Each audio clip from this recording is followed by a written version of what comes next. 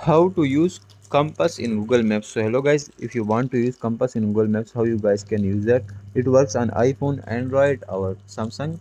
So for that we will simply go to Maps app. So I will click on Maps.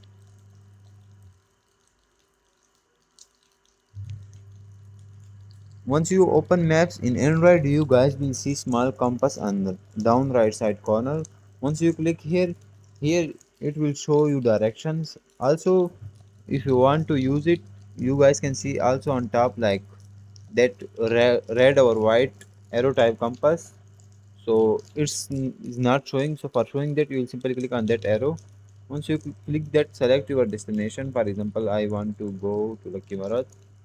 Now here, once you click that, you guys will see your small location icon. So simply click on that. Now here we go. You guys can see compass option in black color. So whenever you move, it will follow your location. For example, you guys can see the red and white. So that's how you guys can use it. Thanks for watching.